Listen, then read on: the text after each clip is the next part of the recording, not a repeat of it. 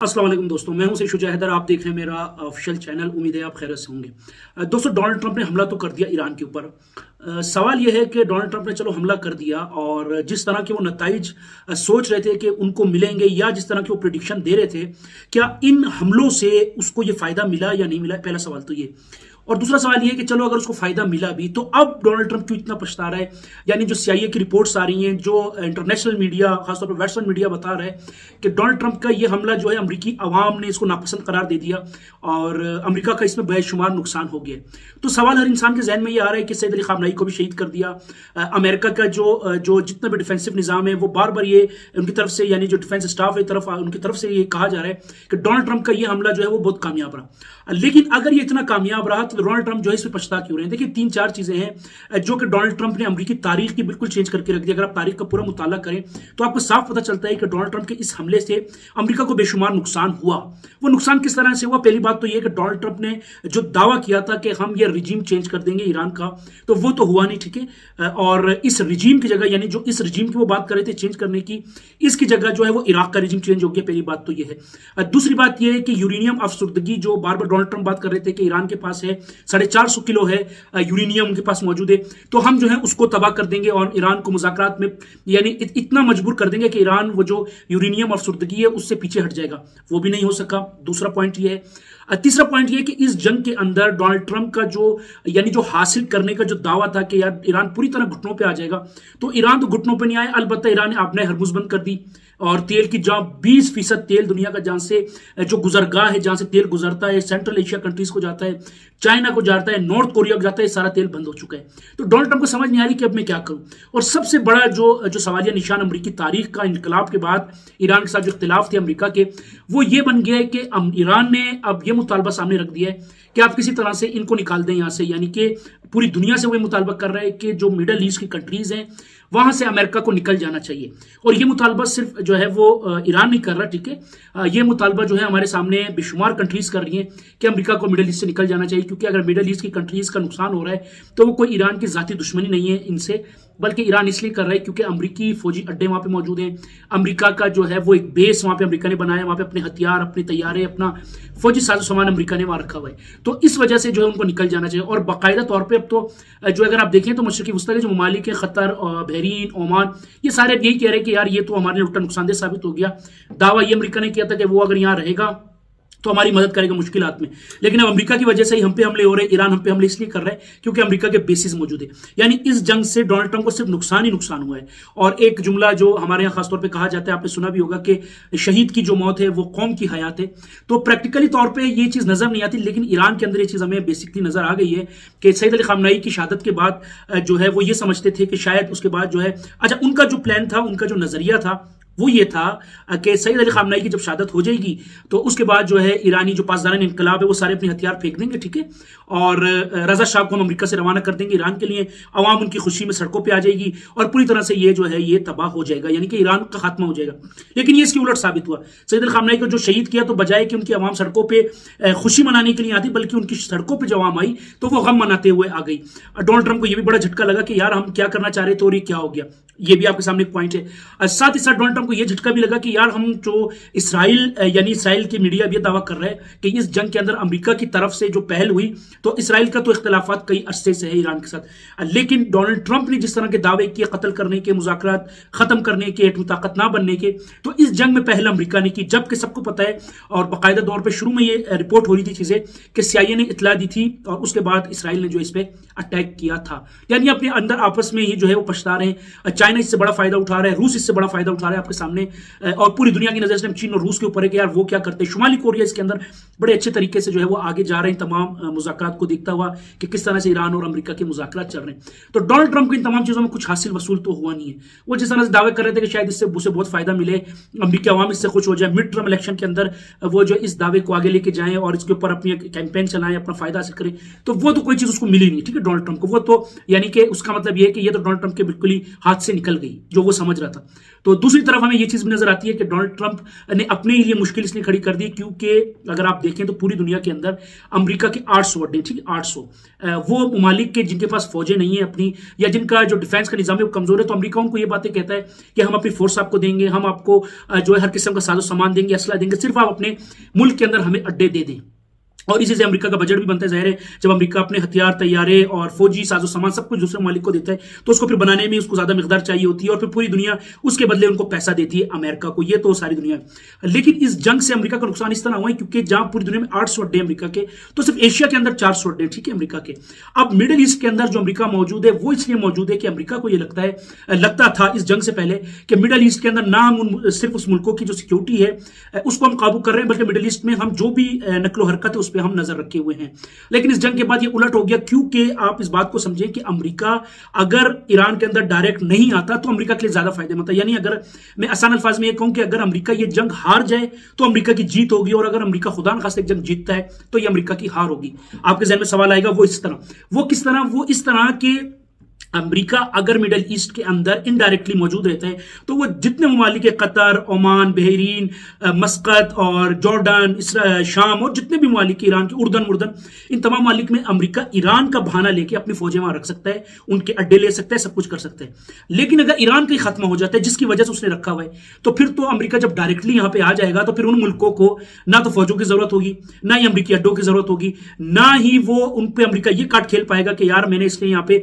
जो है वो फौजें रखती हैं कि ईरान से खतरा, ईरान तो वैसे ही खत्म हो जाएगा। तो ये हर तरीके से अमेरिका के अगेंस्ट जा रही है ये जंग। लेकिन डोनाल्ड ट्रंप साहब चूंकि एक रिवायती सियासतदान नहीं है, एक कोई बड़ा पॉलिटिकल इनका जो है बैकग्राउंड नहीं है, वो इस गलतफहमी के अंदर ये जंग छेड़ गए वो कि शायद हम ईरान को फतह कर लेंगे, और ये फतह नहीं हो रही, हर तरफ से अमेरिका का इसमें नुकसान ही नुकसान हो रहा है। और सारी दुनिया इस टाइम पे कह रही है, ये सिर्फ ना कोई जो पाकिस्तानी चैनल्स या कोई और तारीखदान कह रहे हैं, बल्कि जितने भी डिफेंस एनालिस्ट हैं, जितने भी साबका CIA के डायरेक्टर्स हैं, जो उनके वजीर खारजा हैं, इवन अब तो इसराइल की तरफ से भी ये बातें उठनी शुरू हो गई है कि यार ये जंग छेड़ के उन्होंने बहुत गलती की। और अमेरिका में बहुत ज्यादा उनको जो शदीद तनकीद का सामना अब मिल रहा है, क्योंकि अमेरिका की जो आवाम है वो साफ कह रही है, बल्कि जो गैल्प सर्वे है उसमें तो साफ हमें पता चला कि उनकी आवाम कह रही है यार ये तो हमारी जंग ही नहीं थी, आपने जंग क्यों छेड़ी? क्योंकि ईरान और अमेरिका का जो हजारों किलोमीटर का फासला है, तो अमेरिकी आवाम कह रही है हमें तो कोई मसला ही नहीं था ईरान से, आपने इसराइल की जंग में क्यों जो है आपने कदम डाला, क्यों आप कूद पड़े, इसराइल की जंग अपने जो है आपने उसके ऊपर ले ली, और आपने अब ईरानी आवाम को हमारे लिए जो है वो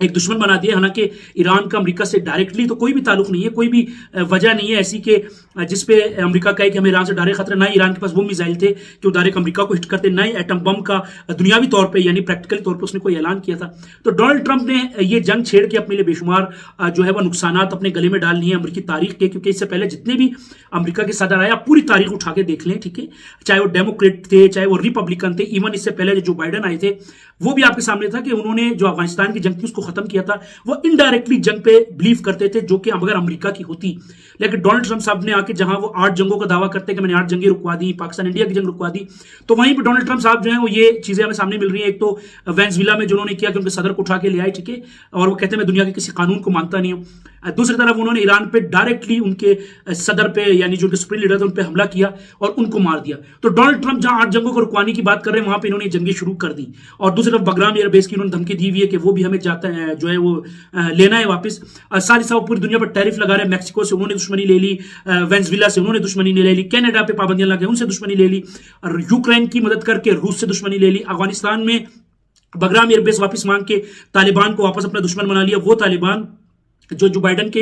ये फैसले के ऊपर खुश थे, यानी जो कतर मुज़ाकरात हुए थे उसमें तो वो खुश थे, उन्होंने कहा ठीक है भैया यहाँ से जा रहे हैं हम अपनी वापस हुकूमत बनाएंगे, हम अपनी मर्जी से जो है अफगानिस्तान के जो मामला थे उसको चलाएंगे। तो डोनाल्ड ट्रंप ने वहां भी दुश्मनी ले ली, ईरान पे हमला करके ईरान से दुश्मनी ले ली, ठीक है, और इंडिया पे 200% टैरिफ लगाने की धमकी दे रखी है, उससे भी दुश्मनी ले ली। तो डोनाल्ड ट्रंप का पूरा दौर अगर आप देखें, ये दौर यानी इससे पहले जो उसका चिनौर गुजरा है डोनाल्ड ट्रंप का, तो वो ऐसा चिनौर नहीं था जिसमें आप कहें कि उसने बहुत ज्यादा ऐसे काम किए। अलबत्ता टैरिफ उस दौर में भी इसने लगाए थे, लेकिन इस दौरे के अंदर यानी जो इसका सदारत का दौर गुजरा है इसके अंदर तो इसने इंतहा कर दी, और इसकी वजह से डोनाल्ड ट्रंप के लिए बहुत मुश्किलात खड़ी हो गई हैं। अब 2 रास्ते हैं डोनाल्ड ट्रंप के पास, या तो वो ईरान से मुज़ाकरात करे, ठीक है, और अगर मुज़ाकरात में वो ईरान के मुतालबात मान लेता है तो जो सुपर पावर का टैग है वो अमेरिका का हट जाएगा। अमेरिका कहेगा अब मैं क्या करूं, क्योंकि सुपर पावर का जो दावा है अगर आप ईरान से ही उनके मुज़ाकरात मान लेंगे और शिकस्त एक इनडायरेक्टली आप तस्लीम कर लेंगे तो सारी दुनिया से सुपर पावर का जो आपका दावा है वो खत्म हो जाएगा। एक तो ये फैक्ट है इसके अंदर। दूसरा फैक्ट ये है कि अगर वो जंग लड़ते रहते हैं तो ईरान का जो दावा है कि मैं 2 साल तक ये जंग लड़ सकता हूं और ईरान खुद साख्ता यानी अपने ही बनाए हुए जो ड्रोन सिस्टम है, जो मिसाइल है, उनसे अमेरिका को हिट कर रहे हैं, तो वो भी अमेरिका के अगेंस्ट है। और जब तक ये जंग चलती रहेगी चाइना इसका फायदा उठाएगा। आपने हरमुज बंद रहेगा, सारी शिपें चीन के जरिए जो 90% तेल जाते हैं सारी दुनिया चीन की तरफ देखेगी, क्योंकि इस टाइम पे दुनिया जो है वो अमेरिका की तरफ देखती है सुपर पावर, तो फिर वो चीन की तरफ देखेगी कि आप ईरान से हमें तेल लेके दें, उसकी फीस आप भी ले लें, ईरान भी ले लें। तो यहां पे भी जो है डोनाल्ड ट्रंप के लिए मुश्किल है कि चीन को भी वो जो है आगे बढ़ने नहीं देना चाहते। अगर जंग रोक दें तो वो इशू, जंग ना रोकें तो ये इशू। तो डोनाल्ड ट्रंप को अब समझ नहीं आ रही कि वो क्या करे, इसी वजह से वो मुख्तलिफ स्टेटमेंट्स दे रहे हैं। कभी कह रहे हैं कि रिजीम का जो दावा था वो पूरा हो गया, हमने रिजीम का कहा था वो हम पूरा कर चुके हैं, ठीक है। दूसरी तरफ उनका ये भी जो है वो दावा सामने आ रहा है कि रिजीम का मकसद ये नहीं था कि रजा शाह वहां पे आ जाता या वहां की जो हुकूमत थी उसको रजा शाह को जो है वो मैं चेंज कर देता, बस ये है कि नई क़यादत आ गई तो इसका मतलब है रिजीम चेंज। एक तरफ उन्होंने बहरिया को तबाह करने की बात की, ईरानी बहरिया को अपने हरमुज में, लेकिन अब आप देख लें कि इस टाइम पे वो पूरी नेटो से और पूरे यूरोपीय यूनियन से ये बात कर रहे हैं कि आप हमें अपनी फौजें दें ताकि हम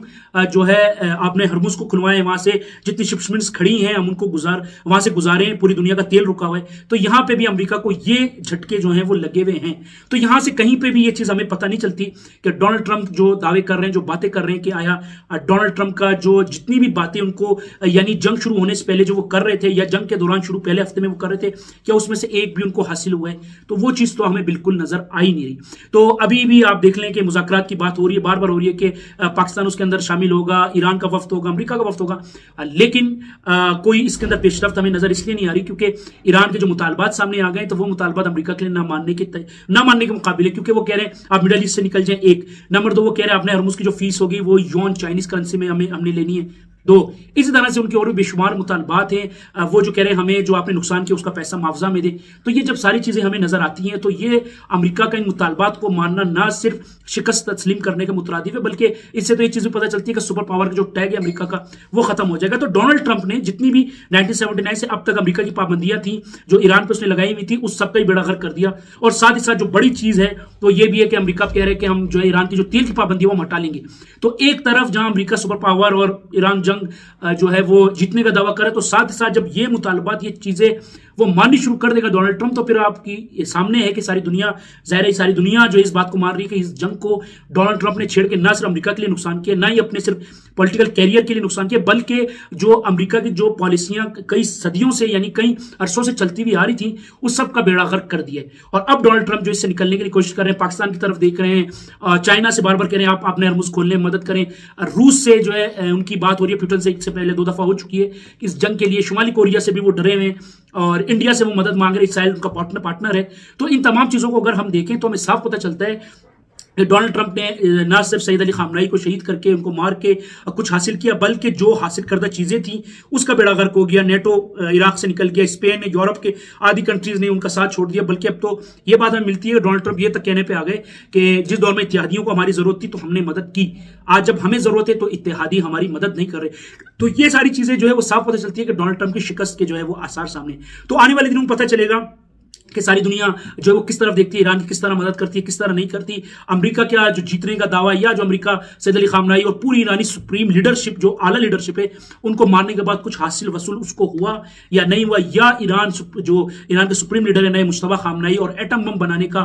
जो इनके वालिद का यानी सईद अली खामनेई साहब का जो फतवा 2003 में उन्होंने दिया था, क्या वो उसको जारी रखते हैं या वो उसको सस्पेंड करके जो है एटम बम बनाने की जो कोशिशें उसको मजीद तेज कर देंगे ताकि ईरान जो है वो अपना प्रोटेक्शन जो है वो मजबूत कर सके, वो दुनिया को बता सके कि अब ईरान वो ईरान नहीं है कि जिस पे जब आप चाहें, जब जैसे चाहें आप हमला कर सके। तो बहरहाल सईद अली खामनेई की शहादत के बाद, अमेरिका के हमलों के बाद, डोनाल्ड ट्रंप की गलत पॉलिसियों के बाद, डोनाल्ड ट्रंप के गलत फैसलों के बाद अमेरिका खुद उन पर तनकीद कर रहा है, जिससे नवंबर दिसंबर उनके जो इलेक्शन है वो भी बहुत खतरनाक यानी सूरत हाल इख्तियार कर गए कि डोनाल्ड ट्रंप का कोई ऐसा कार्ड नहीं है जिसपे वो खेलें, या वो जो डोनाल्ड ट्रंप जो है आने वाले इलेक्शन के अंदर कोई आवाम को जो है उसमें इंप्रेस कर सके, मुतासिर कर सके अपनी कारकर्दगी से या इन जंगों से। तो देखना पड़ेगा कि आने वाले दिनों में क्या होता है, लेकिन अब तक की डोनाल्ड ट्रंप की जो पॉलिसियां हैं जो हैं उससे ईरान अमेरिका को सिर्फ और सिर्फ नुकसान हुआ है, ना कि कोई फायदा हुआ है। तो उम्मीद है वीडियो को पसंद आई होगी। आने वाले व्लॉग तक के लिए आपसे इजाजत चाहता हूं। अल्लाह हाफिज।